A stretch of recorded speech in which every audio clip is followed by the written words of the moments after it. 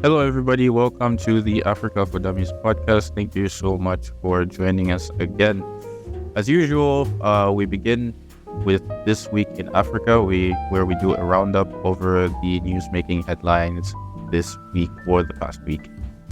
President Paul Biya returns to Cameroon. After 49 days away and several cancelled appearances, Cameroon's President Paul Biya returned from Switzerland on October 21st. The 91-year-old leader's extended absence fueled health concerns, with the stay in a Geneva hospital sparking rumors. Idris Elba's investment in African film. Actor Idris Elba announced plans to boost Africa's film industry with a film studio project in Ghana and an eco-friendly city development in Sierra Leone. Elba aims to drive new opportunities in Africa's creative sector, showcasing the continent's potential in global cinema. Mozambique's controversial election results. Frelimo, Mozambique's ruling party, extended its power in recent elections, with candidate Daniel Chapo winning presidency. Chapo, who gained 71% vote, faced opposition claims of rigging and violence against supporters. Protests broke out in response, and international observers flagged irregularities, highlighting ongoing concerns about electoral transparency in Mozambique. AI deepfake warfare in Sudan. In Sudan, AI deepfakes have emerged as tools of disinformation in the country's ongoing conflict between the army and the paramilitary rapid support forces. Fake images and recordings are regularly shared on social media, intensifying political tension and misinformation. Fact-checkers and platforms are trying to address the issue, but challenges persist, especially with limited resources in Sudan's online information ecosystem. These are the headlines for today on Africa for Dummies. Stay informed, stay engaged, and join us next time for more updates from around the continent. Be sure to follow us on all our platforms, where we do update every single week with all the newsmaking headlines all over our lovely continent. Now, time for the main topic. I am an African. Hello, everybody. Welcome to the main topic for this week. And before we get into the topic of discussion, we are joined by the co-host, most Zenge, or should I say Obama Foundation, or leader Zenge. I don't know what you guys call each other.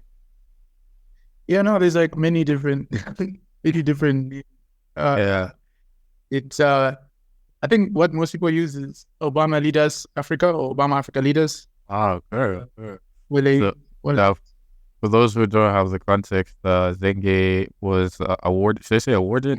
Or was named one of Obama recognized as one of the guys making moves all over our lovely continent by the man himself, Obama, or should I say the Obama Foundation. And yeah, congratulations on that, man. Yeah, thanks. I mean, well, I mean, it's a responsibility. So it just it's a great responsibility. It's a huge responsibility, because you have to keep with what you say. I think Michelle Obama said something like, "Do what you say and mean what you say," sort of something like that. And so, we've been, I don't only say we because it's a team for the Africa for Dummies podcast. And so it's a reinforcement for us to continue doing what we say we're doing and actually mean what we say, and trying to make sure that everyone gets their own shake on what's happening in Africa and understanding the politics of Africa. Yeah. Well, that's very true. That's very true. So, you mentioned that you have to now be careful with what you say. Does that mean we have to be careful with what we say? Because I didn't get recognized for anything. So I don't think. Yeah. I guess you can say anything you want to say. I mean, it's just like we say we want to give out, credible participation and fun discussions. So let's do that. Yeah, that's basically what I mean. I don't mean like shut up and don't talk about anything. Yeah, no problem, man. No, but that's really, really great. And diving into the main topic for today, funny enough, because we're talking about being careful with what we say and all that type of stuff. There's been this pattern that we've been noticing within Africa, where leaders, opposition leaders, you name it, are constantly accused of either being spies or pro-Western. And this tends to be done to discredit them or to vilify them in a way which I don't necessarily understand where that sentiment necessarily comes from. I don't know if you noticed this yourself as well. Yeah, I mean, like, this starts from, it's like a historical thing. So if you look for the roots for why these accusations are so potent and so poisonous to people's reputation, is because of the history of much of Africa. The fact that many African countries were colonized, and within that colonial architecture, there was something by let me just look for a guy. So there was an article by a Kenyan, I think it's a Kenyan, Everton Wamagata, called African Collaborators and Their Quest for Power in Colonial Kenya. So it basically speaks to the fact that many chiefs in those colonial settings, chiefs and aristocracy, collaborated. That's why, the term collaborator is used almost like venom, right? If that is whipped onto your face as an African politician, it is totally discrediting you, and it's almost making you sound like you are a spy. Either you are a spy or you are helping oppress. Yeah. So chiefs were a very big part of this, but even from the chiefs aspect, the book by Francois Bayard, which I used heavily in my dissertation, was that many of the chiefs worked with these.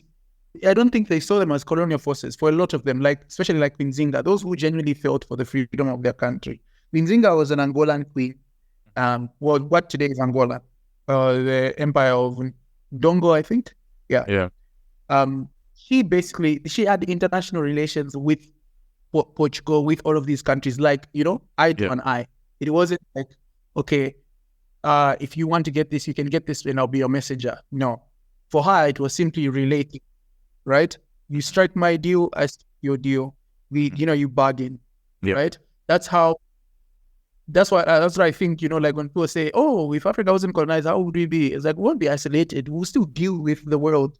Sure. China will still come, America, UK still come, and you deal with them on your own terms. And there's also examples in it as well. I think it was Emperor Tewodros. Quite like a folklore, almost mythical figure. You see graffiti of him in Addis Ababa. Yeah. So there's that aspect, right? Dealing with colonial powers or dealing with superpowers as an individual entity and striking your own deals. And then there's the collaborator aspect, where you have, what chiefs used to do is they'll do a divide and rule, right? So let's say Nathan is chief A and I'm chief B, and then the colonial power comes to me, chief B, and I'm like, go to hell, I don't like you, so bye. And then you are like, actually, I think we can work together. Yeah, we can work together. We can do something. And you can have these mines as long as you protect me and pay me, right? Yeah. That is essentially a collaborator, because ultimately what happens is you become a colony. Maybe it was unintentional for some kids, but in most cases, what it meant was that Britain or Portugal or France, you sign off concessions of your minerals, like Cecil Rhodes in Zambia and Zimbabwe. And then your chief thinks that he's being protected and he thinks that he's dealing with them eye to an eye, but he's not. He's just collaborating. Yeah. Yeah, he's a pawn. Yeah. And he's doing it for his own interest, because all collaborators also have interests. Sometimes it's just simply money.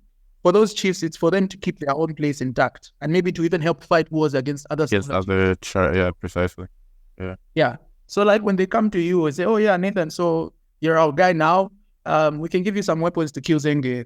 How's that? How does that feel?" And then you're like, "Oh yeah, sure. That means I have no competition." Yeah. Not knowing that you're being used and you are technically a protectorate. You are under in Victoria, right? You are no longer actually the sovereign of your own people. Maybe they'll give you titles and they normally it was a nice life for the chief, right? So his kids will go to university. Most of those kids that studied abroad in the early 20th century in Africa are mainly aristocrats' kids, so chief kids, because of the colonial gift of like, okay, you are collaborating with me, I'll send your kids also to university in these schools that see the world and so on. So that's the root of collaborator. And on a small level, it's like, let's say you're just a policeman, black policeman in apartheid South Africa, right? Which is what Cyril Ramaphosa's dad was, right? And that's very contentious. Many people look at that and they sort of add, what can I say? It adds fire to their speculation and accusation of Ramaphosa as a collaborator, with the so-called quote-unquote white monopoly capital. The white monopoly capital is essentially like this, let's say perception. It is a perception, but it's based off of, the fact that majority of biggest businesses in South Africa are white owned, even post-apartheid. So yeah, being called a collaborator comes from that colonial thing. Okay. And I think in history, one of the craziest examples, and some people might hate me for this. I mean, I love Winnie Mandela, right? Yeah. But the reason she fell from grace at one point was because I think it was called the Nelson Mandela football team. That was her. Right. Yeah. People on the ground, grassroots soldiers. Yeah. When Mandela was in jail, they found this boy called Stompy. Right. So Stompy was, I think, about 8 years old or 7 years old in the townships. And one thing led to another, and they thought that he was a collaborator with apartheid security. Yeah, they thought he was a spy. And so they beat him up, tortured him to the extent that he died. And Winnie Mandela knew, right? And she got a lot of criticism for it. In fact, the ANC started sidelining her after Mandela got released.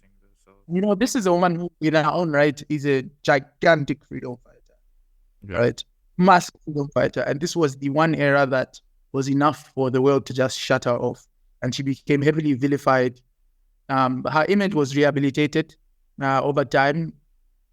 Malema, actually, or the EFF, smaller party, they're much smaller after the election, actually, in South Africa. Very left-leaning. Socialist. Yeah, party. Resuscitated their image. Their headquarters is called the Winnie Mandela House, I think. And they also called for Cape Town International Airport to be named Winnie Mandela. Yeah. But that's the history of being called a spy. It's the fact that you have betrayed primarily your race. Okay. And you have also betrayed in today now you're unpatriotic. It's like espionage almost. Because we are countries now. It's not just about Pan-Africanism. It's also about, is our country safe? Is this guy literally just working in the interest of white people or foreigners? Yeah. Not to say that people are foreigners, but the assumption is with white people in West countries. The assumption. No, but I get what you're saying with like in the past as to why these things were mentioned, but then again, like that's the past. Like, why do you think that these things still have like a ginormous, like they do have a significant effect nowadays, Like I remember sometimes like, you'd go and you'd be talking to somebody and you'd be having maybe a political debate in Zambia at the time, right? And, you're talking about this person's policy and then you're talking about this other person's policy. And maybe if the person like doesn't really have that much information as to why they're voting for a particular party. They always lean on, oh, this person was bought by the Americans. We don't know where he gets his money from. You know, all these sorts of things. Like, why is it that they still have an effect today when, you know, we have, like, you know, more young people per se, and like you would think that the past would have an effect, but not like that strong, you know, to that degree. Why do you think we still have that level? Like, I think there was an article that you sent me, and it was with Museveni. I think Museveni, in almost every single election, he always says the same thing about Bobby Wine, that he's a puppet for the West. Yeah, and you know, he's going to bring all these liberal laws, and then you have I think the same thing happened to Hichilema in Zambia, and they'll say the same thing. And even well, of course this is not in the past, but Mandela was accused. I think you sent me an article about that. Why is it it still has this effect of this kind of thing? I think it's very much, it's like deep misinformation. It's very much like fake news, and it's also a the issue when it comes to money. I think when it comes to money, I think it's also partially an issue of the assumption of a lack of agency of political actors. Like, I can't have an opinion without you assuming that someone else has told me to have this opinion. Okay. Okay. That's just the easy. That's the easy one. Like, you know, if Bobby Wine meets a leader of the EU, right? Automatically, I'll just say, Bobby Wine is being used by the EU. Yeah. I'll assume everything that Bobby Wine says is under the command of the EU. What if the EU is just endorsing Bobby Wine? Yeah. You know, but it's almost like it's bad publicity now to associate yourself with Western ambassadors. That's what, you know, I even joke. I say Bobby Wine is taking photos with EU ambassadors when that's the number one accusation. But someone countered me and said, actually, you know, when you look at Museveni has one of the closest relationships with the West of many African leaders. You know, he was the darling of the West in the 1990s. Yeah. Right? It's just who has the louder mic, and also how well you weaponize this slander. You know, it's a genuine, you know, where there is genuine movements, you know, the Arab Spring. Yeah, you go and say the West is spreading information and encouraging. I'm sure they encourage it because many of the countries with a lot of blemishes are democratic, and that's almost their foreign policy to support democracy. Although, yes, even that is controversial in how they support it. But the fact of the matter is, if something is a grassroots movement, if it's an opposition party by your own people, you have to find a way to manufacture that it is not your own people. That's an easy way to delegitimize an enemy. Because you can't just say this person is bad because he's, you know, for example, he's our own son. You know, he's our person. Bobby Wine is from the slums, he's from the ghettos. HH was a village boy, you know, president of Zambia. He was a village boy. The only way I can make sure to delegitimize this person and everything he has achieved is by saying, this one is being used by the West to take away our sovereignty and so on and so on. And, you know, this narrative, funny enough, is not something that only African politicians came up with. During the colonial days, you have to find a way to make your enemy look like a devil, and people don't trust your enemy. Yeah. Even before, in the colonial days, there was Kaunda. Yeah, I was about to say, Kaunda I heard was a master of doing this. Like, go ahead. Yeah. On him, right? Like, they accused Kaunda when he went in. Kaunda was put into prison for about 13 months, over a year. Okay. And the colonialists, when he was put into like self-isolate exile, and the colonialists basically said that this guy is a cannibal and he practices witchcraft, he eats babies. And so you have to find a way to other someone, and the best way to other someone is by making them look like them crazy. either idiot or crazy, or just someone you can't trust. Just even just like a drop of it, it's enough for people to just start raising their eyebrows and saying, And it's so interesting. So I was just saying, it's so interesting because I remember I was sitting in a barbershop one time, and they were having this conversation about one of the, I think it was like a political enemy of Kaunda, and they were talking about how this guy, like, he's got so much like witchcraft and like whatever and all these types of things. And I'm like, and these guys are like, they're, I'm not saying that it couldn't have happened, but the way they were talking about it was like, this guy was really doing these things. You're talking about someone disappearing, reappearing. So you can see how powerful like some of those like rumors have, where, I think I'm alleging it, but probably came up with these rumors at the time so that people were like, this guy is probably not somebody we should be siding with. But it's really, it's a very simple, I don't know if I should say simple, but it's so powerful, because you can imagine those things happened before these people in the barbershop were born, but they were talking about them like they just happened yesterday. Yeah. And the funny thing, what you've mentioned is another dynamic of this power play, because, and maybe we could even do a podcast on it, witchcraft in politics. Yeah. Because like the post-independent leaders flirted with, there's two things, right? Like if you are supposedly those Cold War leaders, like let's say like Mobutu, right? Yeah. The West really loves you. They support you, even though you have enormous human rights violations. But you are sort of their guy in Africa. But at the same time, you need an illusion that you are a friend of the West to the West, but then also an illusion to your people that you are above reproach, right? You are divine almost, or spiritually unapproachable. So the most potent way, even though many Africans are Christians, many Africans are Muslim, traditional spiritual beliefs live almost hand in hand. If someone has a wedding, someone has a funeral, there is going to be some sort of traditional ceremony that accompanies that. Yeah. So it's very much part of people's lives, even though you go to church.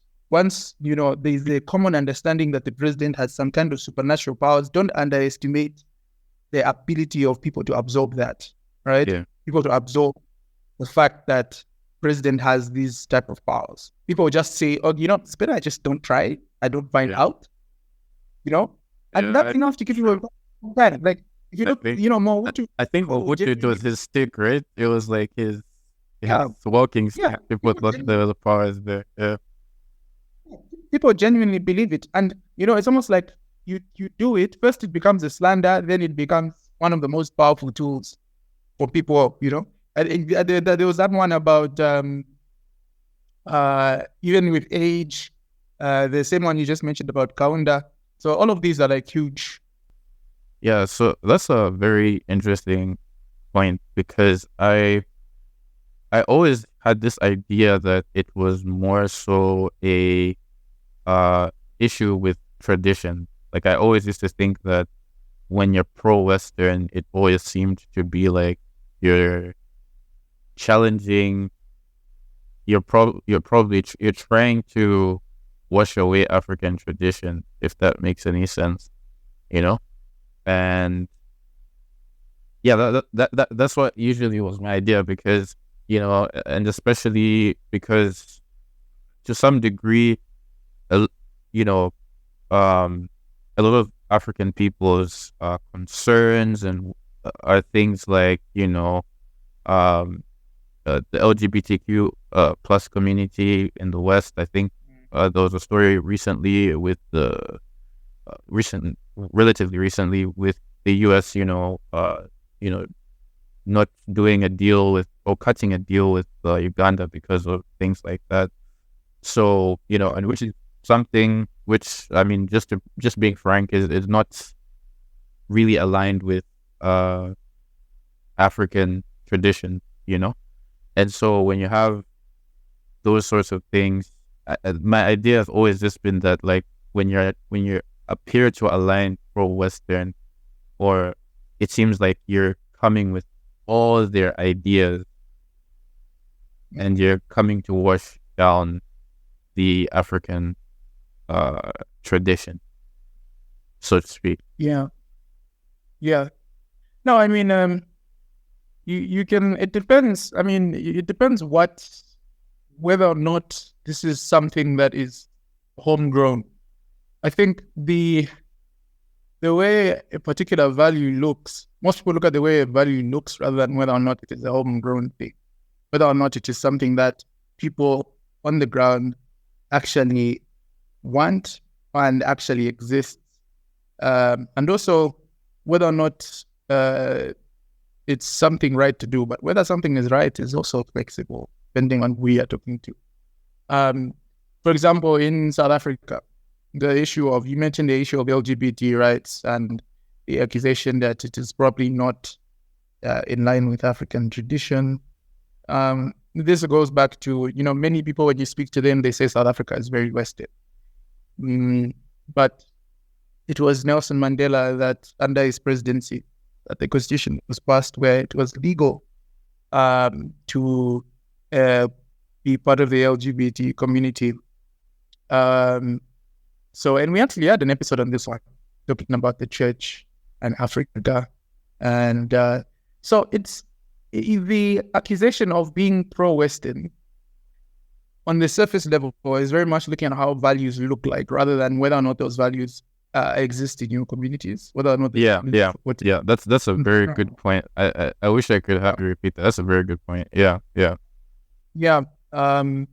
So it's you have to look at if it is African, if Africans own it and Africans want it like this. When I say this, I don't mean like a majority or so on, but there is a genuine discussion and a genuine and people that are supporting this thing. So when you say majority, I mean the majority don't like my eyebrows. That doesn't mean I should be shot in the face. Yeah. But what I'm trying to say is ownership of a particular value is what makes it African. I mean, there's obviously African values that we know, Ubuntu, communal, the idea that you are not isolated, this idea of and just for our listeners, we're generalizing here. This is in every single African country. We're just generalizing.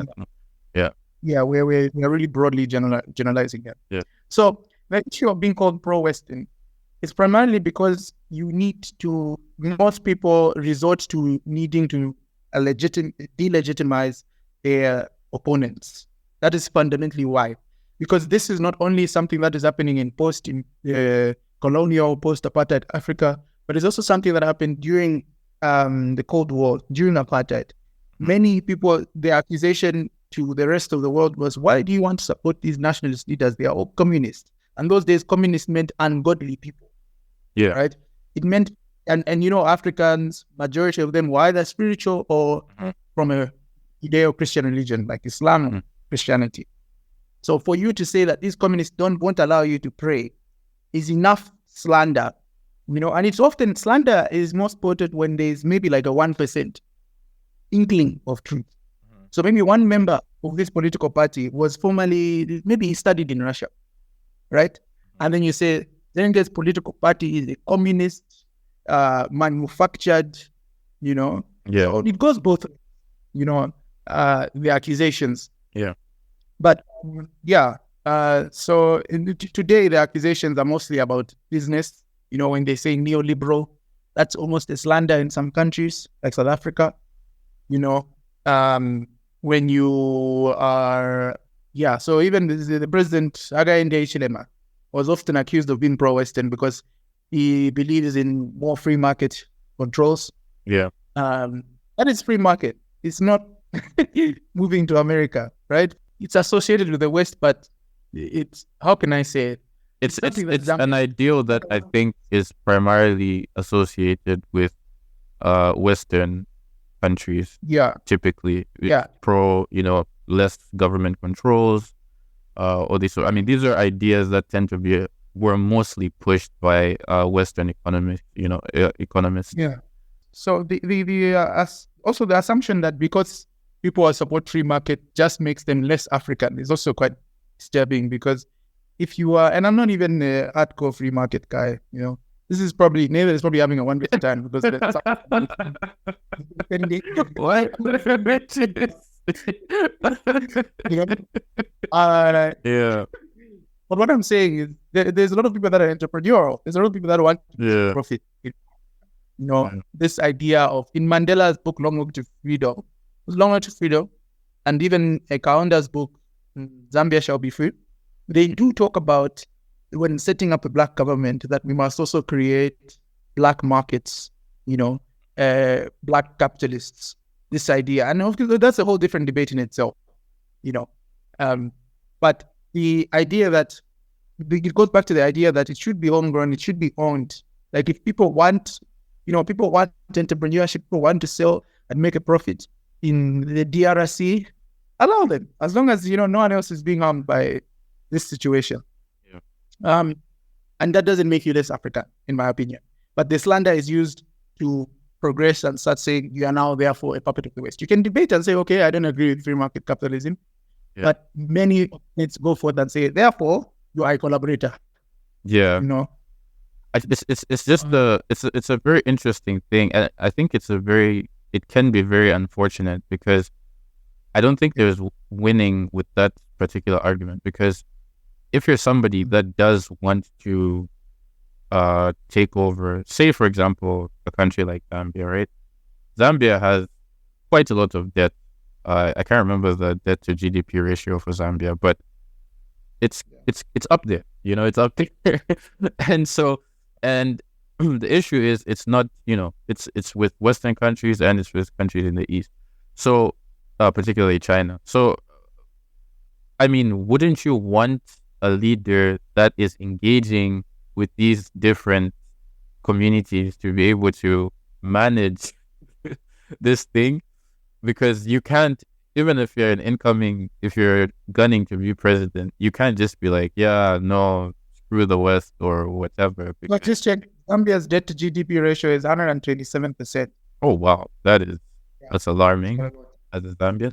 But like, yeah, so my point is just that, like, it's kind of almost a checkmate to a certain degree. I mean, you could argue, because Hakainde Hichilema did become president at the end of the day, but it can be a very frustrating insult or frustrating label, because for one, it shuts down political discourse. Like, there's no, as I said before at the beginning, there's like, you'll be having a conversation on like actual issues with people, but then once they say, oh, we don't know what this guy's intentions are, he's bought and owned by the West and all those sorts of things, and it's like, okay, well, throw all the policies that he's talking about in the toilet, and let's just, you know, let's just go on the fact that you suspect that he or she is the puppet of the West.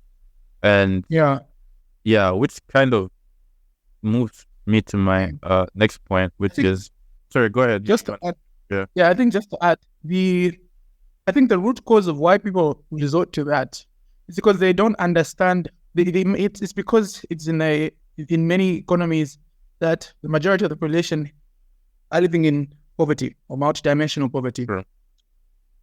They can't understand why, and often when African politicians advocate for free market, they also side by side also advocate for foreign direct investment, and people still don't feel the benefits of foreign direct investment. Maybe a small portion of the middle class do, but people don't see the benefits of foreign direct investment. And they are comparing to a time when African leaders were far more radical in their speeches and pronouncements, and the economies are much more controlled, and there was sort of this cradle to grave welfare system, right? So when people don't see the benefits of foreign direct investment, you have one thing, you have, you know, big companies that do not really employ as many people as people hoped. And then you have a leader that keeps talking about free market. And then, you know, you are in the formal market. You're not even in the stock exchange. You don't even know how to buy. You go to stock exchange. It's very easy to just rely on someone who just says, you know what, actually, this guy is just pro-Western, because the only people his policies are benefiting the free market is the only benefit foreigners. Yeah. That's probably why it's easy to make that assumption.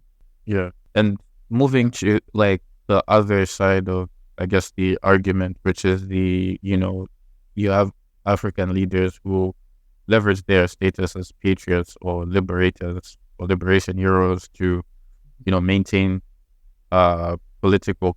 How do you think, like, do you think that really works? Because, you have, like, for example, Museveni, beating his chest, mentioning all the things which he did for Uganda, and I don't know if there are any other examples. Yeah, no, I mean, many of these presidents have been, either them or their parties have been in power since independence.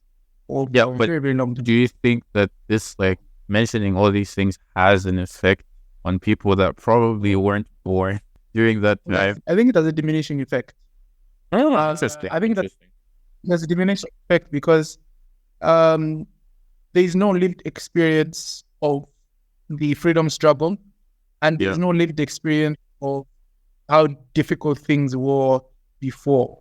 The only way you can appeal to, millennials, zillennials, Gen Zs is to tell them about the problems that they're facing and come up with a solution for the problems that they're facing.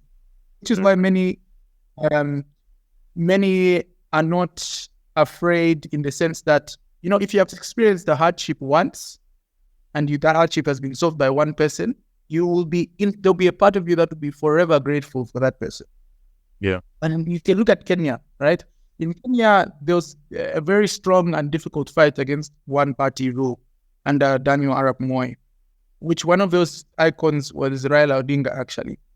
But now, this year, what we are seeing in the Gen Z protest in Kenya earlier, which we also did a podcast on too, actually, is that the young people now are not afraid. They have not experienced the same violence and oppression that those that are maybe their parents experienced.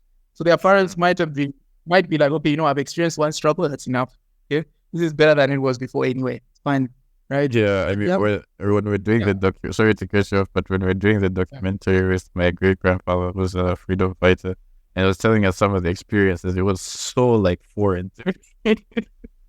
Like, I couldn't believe it. I'm like, bro, you were in jail. It's like, they put me in jail. I'm like, yo, bro. If I was a freedom fighter, I don't know. But anyway. Question. Yeah. I think it's an important thing to put, because right, those Gen Z protests are basically people just not accepting the way things have been, which is really their entire life, right? So there is no precedent to what would happen. So there's not much to lose, right? Because you have your entire life, your situation has not been great. And so, if you're talking to someone who was born or maybe was a teenager when Idi Amin was president in Uganda, it's very easy to convince you that the current status of the affairs is wonderful, okay? Don't you dare mess with the system, right? You can trust this person, and it's easy to trust this person. But if all you know is Museveni, you know Museveni in the good times and Museveni in bad times, that's all. You won't know Idi Amin. Yeah. You won't know Obote. You won't know all the other people that came before him. All you're concerned about is, and this is coming from the selfish point of view. You can be selfish and all you know is this one. Unless you're a historian and you're like, oh yeah, this and that and that and that. But that's not how people think. People think about what they can see on their plates right now. So if people are frustrated, people are frustrated. So yeah, I think it's diminishing, but it's still very, very powerful, a very powerful tool. Mugabe used it very well against Tsvangirai. He claimed that Tsvangirai was plotting a coup against him. And Mugabe was probably the most loudest person against the West. For context, I'm so happy that I'm the one who gets to do this time. Tsvangirai was an opposition leader in Zimbabwe. Yeah. I'm so happy I get to do that. Anyways, go ahead. That's it. Yeah. Okay. So yeah, this is what these guys do. And in Southern Africa, majority of the countries, as you mentioned in the news thing, Frelimo has maintained power, which has been the case since 1975, right? Yeah. The majority of Southern African countries have been run by ruling parties since independence or since their freedom day in South Africa. And you can see now South Africa's majority, the ruling party's majority reached below 40%, it was 39 points. Yeah. And now there's a coalition government, which I've also done a podcast.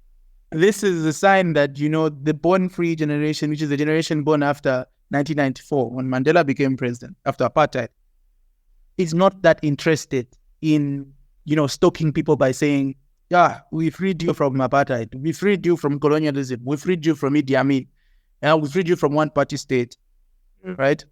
The fact of the matter is that times are hard and people want a different type of government if you can't do it yourself. So the number one tool is to say there is a plot by the West to supplant the ruling parties, and therefore anyone that criticizes us is a puppet of the West. Yeah. Right? Yeah. So every type of failure is encountered by, oh no, this is not a failure. You're just making it look bad because you're trying to usurp the government that gave you freedom. To make you feel bad. Yeah. To make you feel bad for it. So that's the case in Namibia, it's the case in Zimbabwe, the case in Mozambique, in South Africa. Yeah. It's predominantly that's the case that I am the patriot, I am the liberator. Everyone else is a sellout. Everyone else is a puppet, right? Unless you are a young person joining their own political party. Right? So very difficult for people that difficult for government because that slander will be there. Yeah. Yeah. So I guess this is the last point, and in closing, my question is to, as always, we try to give those practical steps. What do you do, or what does a young person do when they hear those comments coming from a particular leader, opposition leader, you name it, naming some, particularly these comments come in, during election time. So, what would you say to a person that, hears this information? And also, in closing, and I'm sorry that we have to bring this up in closing, do you think that sometimes there could be some truth to it? The accusations? Yeah. Yeah, I think sometimes there are. There is truth to the accusations. Sometimes people sometimes people use, not necessarily always Western governments, but sometimes Western agents to help them. The famous one is the Bay of Pigs. Right, Cuba. Yeah. Yeah, there's just a few opponents who are like, yeah, America, come and help us. And America was like, okay, fine, sure, give it a shot. Yeah. And they miserably, right? So, and once you do that and it's public, that's the end of your mission. Yeah. Whatever your motivation is, the movement is, it should always be African-owned. It should be an African movement, grassroots, owned by the people. Because there is no way you can destroy. And, the one in Kenya was actually very good because there was no actual leader. There was no leader. Normally leaders, I can point, if Nathan has 500 people following him on a protest against me, I can say, Nathan, that guy is the puppet of the West, receiving money, he's a spy, he was trained by the CIA, Yeah. And that once that happens, then the movement starts breaking down. Then I arrest him. I arrest Nathan on espionage. That is a spy. And that will just be the understanding. But if there is no leader, how am I going to arrest 500 people and for all of them spy? How are 500 people trained by? You know what I mean? Yeah. And that's the situation they are speaking. The only problem there is that, when you don't have a leader, there is no establishment that you are trying to, because I don't really believe in anti-establishment. I believe in replacing or in changing the establishment. Because anti-establishment just means anarchy, right? It just means there's nothing. Yeah. Right? Because you be anti-government until you're in government, and then you have to fill up your spots with people that are going to change the system. So you maybe need a leader or some type of structure. But an important thing is for it to be a grassroots thing owned by the people, directly from the people. If there are people in the West that want to support, let them support. Anti-apartheid movement was supported by a lot of people in the West. True. Although, as a Zambian, I feel very strongly to say that Southern Africans supported the end. When it comes to international support, Zambia, Tanzania, one forefront. That mustn't be forgotten. So there are a lot of people from, the UK, so on and so forth. So you could have easily said, oh, the anti-apartheid movement were puppets of the West. And that was accused, They said Mandela has been captured. When he went to jail, they turned him over and they made him, a collaborator. They gave him things and they separated him from his other comrades in prison, in Portsmouth prison. Robben Island was an island near Cape Town. Then Portsmouth was in Cape Town city itself. So there was that accusation. And Ramaphosa actually said that when he was accused of being a sellout himself, right? The EFF accused him of being a sellout. And he actually revealed that he thought he received intelligence that the EFF was an MI6 funded, controlled situation. And I don't know how much truth there is to that, but that's what he said. But he also said that he looked at the character of the EFF and he does not believe that they are MI6 operated and they are MI6. So then that's another thing. It's also about the character, right? Yeah. Some people do want to be used. Some people are just proper spies, proper collaborators, full on. Yeah. But in many cases, it's a tactic. In many cases, it's used. How can you overcome? Another way of doing it, there's lots of strategies that these people use. Like I think Michael Sata was former Zambian politician, and you can even find it in other presidents like Ruto, whereby Michael Sata was very anti-Chinese, the former opposition leader of Zambia, who became, is very anti-Chinese, criticizing the government for Chinese cooperation and the exploitation of Chinese people. So the ruling party could have easily said that this guy is a puppet of the West, but they didn't. They didn't. And he was probably the most, if you look at it in terms of values and positions, he was probably more pro-Western than any politician in Zambia's history. He wanted to recognize Taiwan. That is about as close to Western foreign policy as you can get. He wanted to recognize Taiwan. And China said, actually, they broke their rule of non-interference and said, if this guy comes to power, we will not recognize you. That's non-interference. Although China says we don't interfere, but that's the most blatant sign saying, this guy, don't vote for him because we don't like him. Who are you to tell us? So, people that are also wore African clothes, distinctively African clothes. He spoke in very deep, traditional Bemba, which was its predominant language in Zambia. And the way he traveled just did not look like this decadent, greedy Western puppet in the way that, let's say, South Vietnam was accused. Because South Vietnam were accused of corruption and decadence, Mobutu style corruption, So it's easy. When you say puppet of the West, you also need other things to reinforce it. Why should I say puppet of the West is bad? Corruption, the values are a small part, but corruption and all of these things. So, and Mobutu was also another example who wore African clothes. He wore, and he also had this thing called authenticity. Basically saying you should be authentic African. His name was Joseph Desire Mobutu. Right? He changed it to Mobutu Sese when he was a banga. Wash out any assumption that, because the number one most famous puppet of the West was Mobutu. He worked with the CIA and Belgium to assassinate Patrice Lumumba, the first president of the PRC. But he's the father of independent Congo, authenticity, be yourself, be African. But it's not acting up. This is not a strategy I'm advising, but this is a strategy people have used to circumvent that idea. William Ruto, as many say, has pushed Kenya to the West. But at the same time, if you trace him, he has said a lot of negative things against the West. It's like he's hating. That's true. One day he's meeting a very powerful Western official. Then the next day he's saying the West is exploiting our economy and we want to de-dollarize. But at the same time, he's on visit to the United States. So it's very much a tactic. And he's also wearing counter suits, which is trademark African, post-colonial. So there's lots of tactics here. And this is not like saying they are all spies and all puppets, but I'm just looking at the performances of how they carry themselves. I think you really summarized it quite extensively and quite well, actually.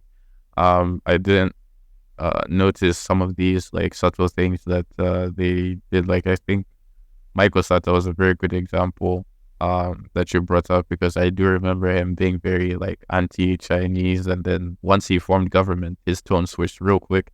But yeah, no, that's definitely very interesting. And I think unless you have any other, I mean, due to time, I don't know if you have any other comments that you'd like to add to it. No, I think overall it's just, back with that, and I think we should put a clip of how Ramaphosa addressed it. It's just back to your character. It's to whether what you are doing or what the cry of the people is it genuine? Is it owned by the people? It's not something you're just placing. The West has not sent you to just place on people. It should be a genuine, organic movement that people support. If find the similarities of the West, I don't care, as long as it is owned by Africans. It is an African identity, and it's for the emancipation of Africans. Yeah, that's all. That's very true. Yeah. So to our listeners, next time you hear a leader calling another one a West End puppet or whatever it is, be sure to question. Be sure to have a look at the actual facts and see if the policies or the ideas that the person is pushing are actually homegrown and seek to benefit you before you take it and run with it. So yeah, that's our topic for this week in Africa. See you guys next week. I am an African.